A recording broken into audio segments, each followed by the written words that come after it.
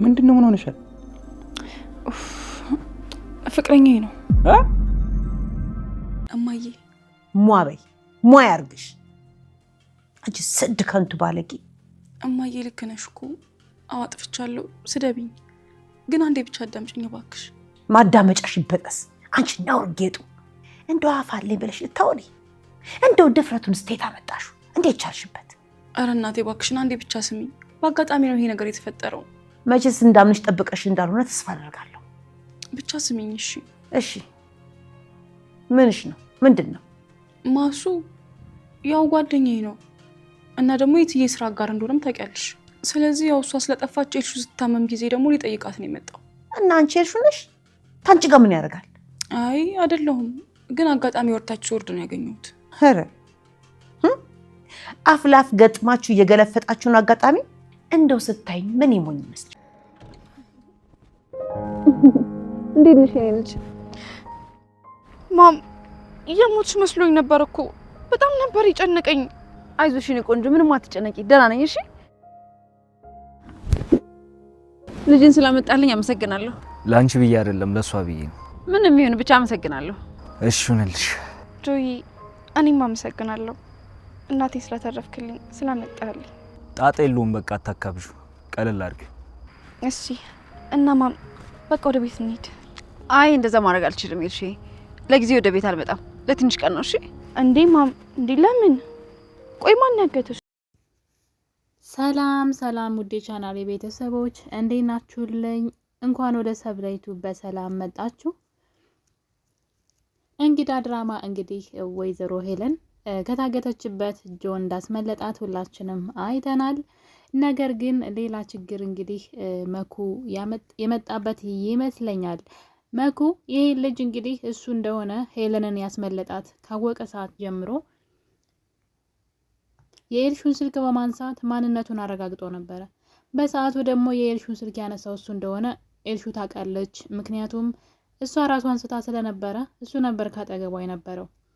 ጆ ስልክ ደውሎ እሱ አንስቶት ነገር ግን ምንም ሳይመልስለት ይቀራል እና ወደ ቤት እንግዲህ መጥቶ ልጅቷን ለመውሰድ ሞክሮ ነበረ እና እንግዲህ በዚህ ሰዓት ነበረ ውጭ ጠብቀኝ ብለው ኤልሹ ከቤት ውጭ እዛው ቤት ውስጥ ሆኖ ግን ከመኝታ ቤቷ ውጭ ሆኖ ድንገት መኩ ያየዋል ማለት ነው። መኩ ከኋላ ጀርባውን ይመታውና እንግዲህ ቁም ሳጥን ውስጥ ደብቆት ነበር ልጁን ራሱን ስቷል ብሎ።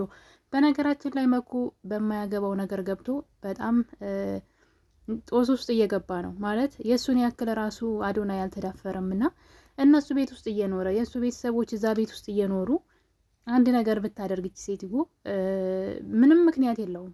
ስለ አዶናይ አባት እሱ ምንም አይመለከተውም። አዶናይ ሴትዋን የያዘበት ዋና ምክንያት ለህፃናቶቹ አስቦ ምናምን ሳይሆን ከምንም በላይ የአባቱ ገዳይ ስለሆነች ነው እና እሱ እውነት አለው። ይሄኛው ግን ያለ ምንም ምክንያት ነው። እህቱን አግታ ታሰቃያት እንደነበር አያውቅም። ቤት ውስጥ እህቱና ቤተሰቦቹ ላይ የምታደርገውን ነገር አያውቅም። ይሄን ነገር ሁሉ ለምን እንደዚህ በጣም እንደተዳፈረ አላውቅም። ነገር ግን መኩ ራሱን ችግር ውስጥ የከተተ ይመስለኛል አሁን ላይ እና ልጁን እንግዲህ ቁም ሳጥን ውስጥ ቢደብቀውም ልጁ ከትንሽ ደቂቃ በኋላ ይነቃል ማለት ነው። ማንነቱን አይቶታል፣ ማን እንደሆነም አይቶታል።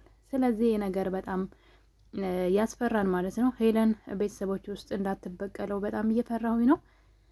ምክንያቱም የሚኖሩት ቤት ውስጥ ስለሆነ። ነገር ግን ቤሉል አሁንም ድረስ ሄለን እናትህን አታደርግም፣ በጣም የተከበረች ሰው ናት ሲል እናየዋለን። እንግዲህ ምን አይነት ውሸታምና አስመሳይ ሰው እንደሆነች የአባቱ ማስታወሻ ላይ በተቀመጠው ጽሑፍ አውቋል። ነገር ግን አሁንም ስለሷ ልቡን ሞልቶ እንግዲህ ሲናገር እያየነው ነው። እናቴ ምንም አታረግም፣ እንዴት እንደዚህ ትቀልዳላችሁ እያለ ነበረ። ነገር ግን መሲ እንግዲህ ሙድ ስትይዝበት ነበረ።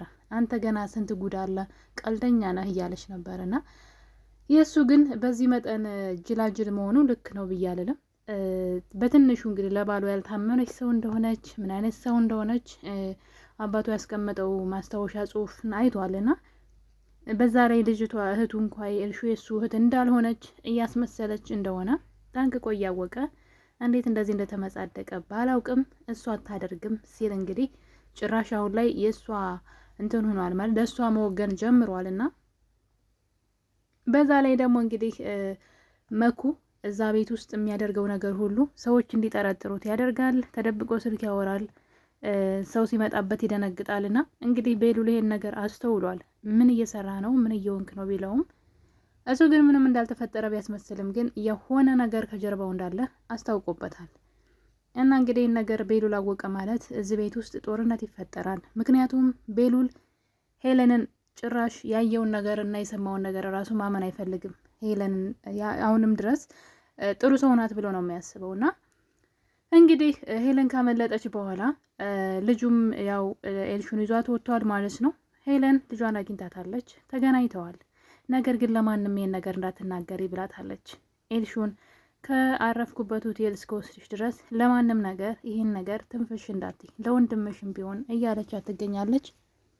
እሷም እንግዲህ ወንድሜ በጣም እያሰበና እየተጨነቀ ነው ብትላትም መስሎች ነው እንጂ እንደዛ አይደለም፣ ትንፍሽ እንዳትይ ይህን ነገር ተብላ እንግዲህ እናቷን አግኝታታለች። እሷም እንግዲህ ከጆ መልሳ ፍቅር እየተጫወተች ትገኛለች ማለት ነው። ያው አዶናይ ያልቆለታል ከዚህ በኋላ። በእርግጥ ከአዶናይ ጋራ መቼም ሊቀጥሉ አይችሉም። የእናቷ ጥላት ነው ምንም ቢሆን ማለት ነው። እና እንግዲህ ነገር በዚህ እንዳለ ደግሞ መሲ እናቷ ከቴዲ ጋር ስላላት ግንኙነት እያፋጠጠቻት ትገኛለች። እንግዲህ በባለፈው ካያችሁ ኑኑያትን ይሄ የሄለን ጓደኛ ይሄ ቀውላለው ጸጉሩ ጨብራራው ታውቂዋለሽ ወይ እያለች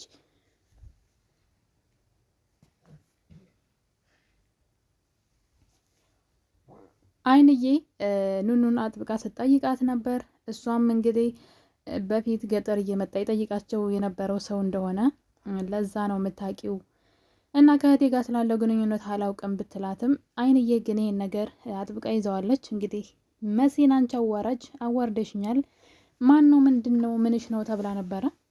ለእናቷ እውነቱን አልተናገረችም። በነገራችን ላይ ቴዲ ሸማግሌ ሊልክና ሊያገባት እያሰበ ነው። ያው እራሷ ናት የተስማማችው። ስለዚህ እሱ ጓደኛዬ ነው ብትል ችግር አለው ብዬ አላስብም። ነገር ግን ይህን ነገር እሷ መናገር አልፈለገችም። ለእናቷም ደብቃታለች። እንዲሁ ጓደኛዬ ነው፣ በዛ ላይ የእህትዬ ጓደኛ ስለሆነ ነው፣ ኤልሹ ሊጠይቅ መጥቶ ነው እያለች ነገሩን ሸፋፍነዋለች። በዛ ላይ ደግሞ ለቤሉል እንግዲህ ይህን ነገር ነግረዋለች። ቤሉል እስከዛሬ እሱን የሚጠረጥረው በእናቱ በሄለን ነበረ። ከሄለን ጋር የሆነ ግንኙነት አላቸው ብሎ ያስብ ስለነበረ ነው። አሁን ላይ ግን መሲ እሱ ፍቅረኛ ነው ብላ ለቤሉል ነግረዋለች። ያ ማለት ቤሉል ጥርጣሬውን ያነሳል፣ ወይም ደግሞ እናቱን እስከዛሬ የጠረጠራትን ነገር መጥፎ ሰው ናት ብሎ ያሰበውን ነገር ሁሉ ትቶ ለእሷ መሟገትን ይቀጥላል ብዬ አስባለሁ። ስለዚህ መሲ ግን ለቤሉል እሱ ፍቅረኛዋ እንደሆነ ነግረዋለች። ይህ ነገር ሌላ መዘዝ ይዞ ይመጣም ብዬ አስባለሁ። በዛ ላይ ቴዲ አሁን ላይ ብዙ አስተማማኝ ሰው እየሆነ አይደለም። አሁንም ከሄለን ጎን መሆኑን ቀጥሏል። በዛ ላይ ሄለን ማለት የተከበረች እና በጣም ንጹህ ሰው ናት፣ እንደዚህ ንጹህ ሰው ናት እንደዚህ አታደርግም እያለ ከፖሊሶቹ ጋር ሲከራከርላት እያየን ነው። ስለዚህ ይህን ነገር አሁን መሲ ብትሰማ እንግዲህ ስራቸውን ታውቃለች። መሲ ምን ሲሰሩ እንደነበረ ቴዲና ሄለን ጠንቅቃ ታውቃለች።